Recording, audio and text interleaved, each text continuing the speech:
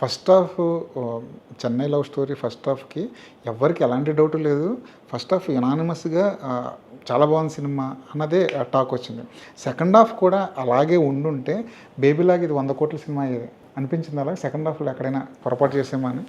అనిపించలేదు. But second హాఫ్‌కి కూడా కొంత టైం ఉండుంటే ఇంకొంచెం బెటర్ వెర్షన్ చేసేవాళ్ళేమో అని అనిపించింది. అది ఎడిటింగ్ పరంగా అవ్వచ్చు, ఆర్ఆర్ పరంగా అవ్వచ్చు.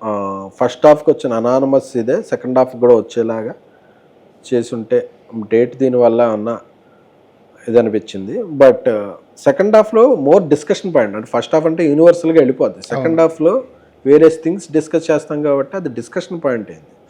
సో దానివల్ల రిజల్ట్ మారిపోద్ది అదే అనేది నేను అసలు అనుకోవట్లేదు. కానీ ఇప్పటికీ ఇది బేబీ అనేది ఒక యూనివర్సల్ 10 మందిలో 8 మందికి కనెక్ట్ అయ్యే థీమ్.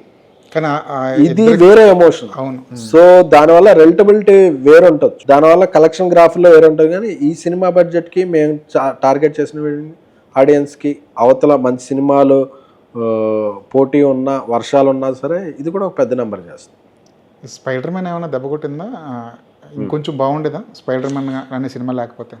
ఇది మల్టీప్లెక్స్లోనూ ఏ సెంటర్ వరకు కొంత ప్రభావం ఉంది. లేకపోతే ఈ సినిమా ఇంకా ఎక్కువ చేసేది. ఎందుకంటే సెకండ్ వీకెండ్ చాలా ఫ్రీ రన్ ఉండేది. ఆ ఫ్రీ రన్ విషయంలో థియేటర్స్ ఏంటి షోస్ కాంప్రమైజ్ అయ్యాం.